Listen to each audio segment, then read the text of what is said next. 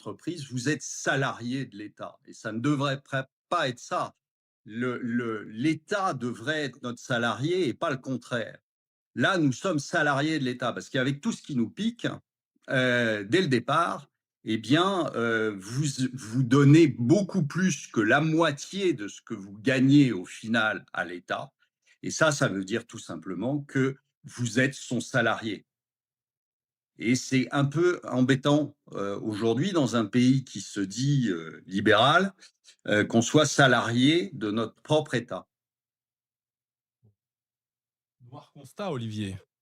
Ça, Bah, c'est un peu noir froid dans le constat, dos. Et c'est pour ça que je suis parti. C'est pas alors, si le dites-moi un petit peu constat sur avait vous-même. été Alors, vous êtes parti en Suisse? si je pouvais espérer que les choses s'arrangent, je serais resté. Mais voyant que ça ne s'arrangerait pas, parce que je doute que ça s'arrange, je pense qu'on va droit vers un effondrement et que ça va très mal se passer. Et donc, je suis parti parce que je protège ma famille. Voilà.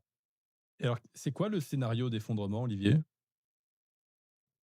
Bah, le scénario d'effondrement, on le vit tous les jours. C'est malheureux à dire, mais on voit quelqu'un qui est notre président, qui fait absolument tout pour nous maintenir dans un état de guerre permanente. Pourquoi? Et de peur permanente. Pourquoi? Bah, tout simplement parce que ça lui permet de rester et ça lui permet de continuer à dans un système qui est corrompu jusqu'à la moelle. Donc, vous voyez quoi? Vous Donc le voyez des scénario, je dois marchés vous donner le financiers qui arrêtent de scénario. nous prêter? Je pense aujourd'hui qu'on est dans un système qui ne peut pas revenir en arrière pour la bonne et simple raison que vous aurez en 2027, malheureusement, pas Charles, il vient de nous le dire, donc comme président de la République, mais vous aurez un tocard de la même veine que Monsieur Macron, c'est-à-dire quelqu'un qui sera soit un Édouard Philippe, soit un Gabriel Attal, ce qui sera la poursuite de l'effondrement, que je ne pense pas que les Français soient suffisamment de nerfs pour virer l'équipe en place et que donc on continuera malheureusement à s'effondrer, c'est-à-dire à avoir recours de plus en plus à une dette qui va continuer à exploser avec des taux d'intérêt qui vont être de plus en plus élevés. On est passé au-dessus de l'Italie, mais on passera bien au-dessus de tous les autres pays pour la bonne et simple raison qu'on n'a pas la moindre envie de changer de système. On n'a pas la moindre envie de faire des économies. Donc, c'est beaucoup plus pratique de continuer à augmenter des impôts et de continuer à taper sur la tête des contribuables et petit à petit de faire de la dette. Et la dette, je vous rappelle que c'est de l'impôt décalé, hein. Donc, c'est quelque chose qui vous retombera sur le nez dans quelques temps. Donc voilà, on est dans un système qui s'auto-entretient, qui ne veut surtout pas changer, parce que changer, ça voudrait dire changer aussi les équipes en place. Et donc, on va continuer gentiment. Et puis, on versera une petite larme de temps en temps. Quelqu'un se réveillera de temps en temps. On en a eu là des économistes qui se fichaient de nous, Charles et moi, quand on disait que la dette, c'était pas intelligent. Et que ça finirait mal, hein, qu'on n'avait pas de croissance à mettre en face, que bon, tout ça, on se fichait de nous. Maintenant, curieusement, il y en a beaucoup qui retournent leur veste, hein, et qui se font les chevaliers pas de la table ronde, mais de la dette, hein. Et donc, voilà, enfin, on est dans un système, je vous dis, qui court à sa perte parce que, parce que finalement, on est dans un système infiltré par la gauche depuis 40 ans, 50 ans, et qui délite toute l'économie française depuis le temps. Bon, l'urgence est là alors, hein. Pour Olivier, c'est l'effondrement qui nous guette. On finit ce tour de table, Sylvain.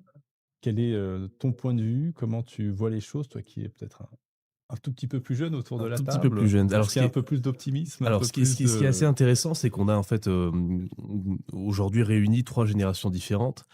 On a une première génération avec Charles qui est parti quand il était, quand il avait à peu près mon âge, 30 ans, qui est revenu. On a Olivier en milieu de carrière qui est parti et qui reviendra pas, je pense, qui est fâché. Et on a moi qui a aujourd'hui 32 ans et qui suis sur le point de partir. C'est-à-dire que je prépare mes valises pour l'île Maurice en juillet prochain. C'est fait, hein, je suis en train de remplir les déclarations fiscales, exit tax, voilà, j'ai tout lancé. Et la question qu'on pourrait se poser naturellement, c'est pourquoi en fait est-ce que des jeunes partent aujourd'hui de France? Pourquoi est-ce que des entrepreneurs de 50-60 ans sont partis? Et pourquoi ces gens-là ne vont aller créer de la valeur ailleurs? Je vais parler de ma perspective et je vais peut-être détailler mon profil qui est le profil de beaucoup de jeunes en fait autour de moi, hein, de gens qui ont entre 30 et 40 ans et qui s'exportent. Ce qu'il faut comprendre, c'est qu'aujourd'hui, on vit dans une société qui est radicalement différente. On ne vit pas dans le monde des années 70. On est en 2025. Avec aujourd'hui la technologie de l'information, je peux avoir accès à une information aujourd'hui en France que j'ai potentiellement aux États-Unis et ce, depuis mon téléphone.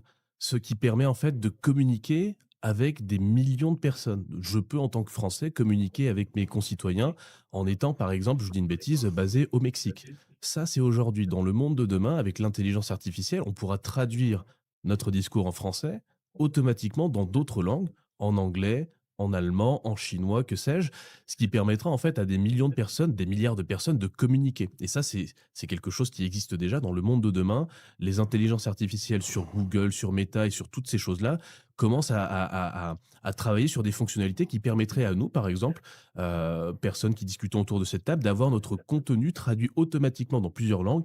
Et en fait, notre marché va exploser dans les années à venir. Et donc, dans ce contexte-là, où les économies en fait se sont ouvertes et où si tu veux la mobilité des citoyens partout dans le monde a explosé. Aujourd'hui, tu peux prendre un billet d'avion et te déplacer. Je te rappelle qu'il y a 20 ans, prendre un billet d'avion, ça coûtait quand même cher.